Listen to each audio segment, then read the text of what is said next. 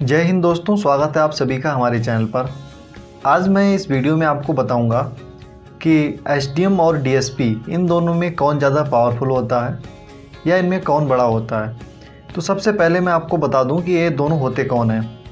जैसे कि एक ज़िला होता है, उसमें बहुत सारी तहसीलें होती हैं और एक ज़िले को 2-3 उपज़िलों में या 3-4 उपज़िलों में बांटा जाता है और एक उपज़िले में एक तहसील आ रही है या 2 तहसील आ रही है, वो डिपेंड करता है उसकी जनसंख्या पर। तो जो एसडीएम होता है वह अपने एक उपजिले का सबसे बड़ा प्रशासनिक अधिकारी होता है। बहुत जगह मैंने लोगों को ये कहते सुना है कि एसडीएम एक तहसील का सबसे बड़ा प्रशासनिक अधिकारी होता है। दोस्तों, ये कहना बिल्कुल ही गलत है, क्योंकि एसडीएम को मतलब एक तहसील से नहीं है, उसको मतलब होता है एक उपजिले से। उस उपजिले में चाहे जितनी तहसीलें आ रही हों, एक आ रही हो या 2 आ रही हो। अब बताता हूँ कि डीएसपी कौन होता है। जो डीएसपी होता है वो पीपीएस अधिकारी होता है और उसका काम क्या होता है, उसका काम करता है कि उसकी पोस्टिंग कहाँ की गई है। अगर उसको फील्ड पोस्टिंग मिली है, दोस्तों मैं पोस्टिंग को लेकर आपको इसलिए बता दे रहा हूँ कि ज़रूरी नहीं है आप डीएसपी बनेंगे तो आपको फील्ड में ही भेजा जाएगा। हो सकता है आपको डीआईजी, आईजी या डीजीपी या पुलिस हेडक्वार्टर के ऑफिस से अटैच कर दिया जाए। आप वहाँ पर काम करेंगे, उसके निर्देशन में काम करेंगे। तो इसलिए मैं आपको ये बता दे रहा हूँ कि जो मैं अंतर बता रहा हूँ कि डीएसपी ज़्यादा पावरफुल होता है या एसडीएम, ये तब बता रहा हूँ जब डीएसपी फील्ड लेवल पर काम कर रहा होगा। अब बताता हूँ कि फील्ड लेवल पर वो काम कैसे करता है।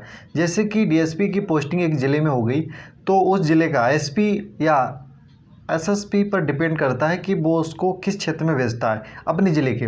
लेकिन हाँ, उसको जो काम मिलेगा वो आपको मैं बता दे रहा हूँ। उस समय डीएसपी को 2 पुलिस स्टेशन या 3 पुलिस स्टेशन की जिम्मेदारी दे दी जाती है और उस समय उसको बोलते हैं सीओ, सर्कल ऑफिसर, हिंदी में बोलते हैं क्षेत्राधिकारी।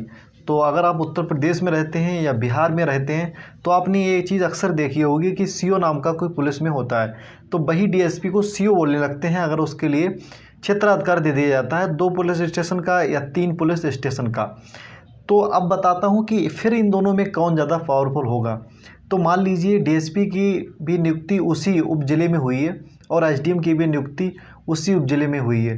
तो जो डीएसपी है उसके लिए उपजिले से मतलब नहीं है, उसके लिए मतलब है पुलिस स्टेशन से। तो अगर उस उपजिले में 2 पुलिस स्टेशन हैं और वही 2 पुलिस स्टेशन डीएसपी के अंडर में है, तो जो पुलिस का सबसे बड़ा अधिकारी हुआ उस उपजिले में वो हुआ डीएसपी हुआ। लेकिन अगर उस उपजिले में एक पुलिस स्टेशन है और दूसरी पुलिस स्टेशन मतलब उसके लिए जो मिली हुई है वो दूसरे उपजिले में है, तो फिर वही हो गया कि आधा इसमें रह गया उसका पावर पुलिस में केवल, और आधा रह गया उसमें पावर।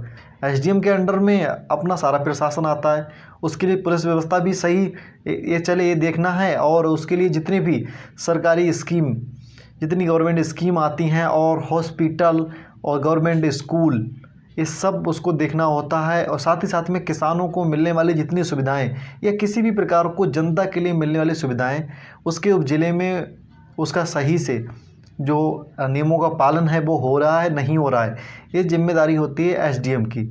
तो एक तरफ से कह सकते हैं कि डीएसपी और एसडीएम में हमेशा ज़्यादा पावरफुल एसडीएम ही रहेगा, क्योंकि एसडीएम के पास शक्ति ज़्यादा है, मतलब पावर ज़्यादा है कि वो किस किस क्षेत्र में काम कर सकता है।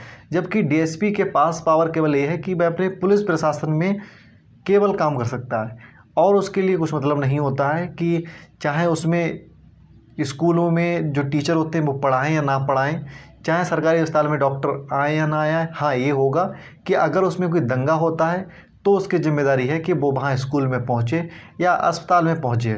और दूसरी बात आपको बता दूं कि हमेशा एसडीएम डीएसपी को निर्देश दे सकता है कि यहाँ पर पुलिस लगाइए या हमारे उपजिले की पुलिस व्यवस्था सही से चलाइए, लेकिन डीएसपी कभी भी एसडीएम को कोई भी निर्देश नहीं दे सकता है। हाँ, रिक्वेस्ट कर सकता है कि सर ये काम नहीं, ये काम करवा दीजिए, हमें प्रॉब्लम हो रही है।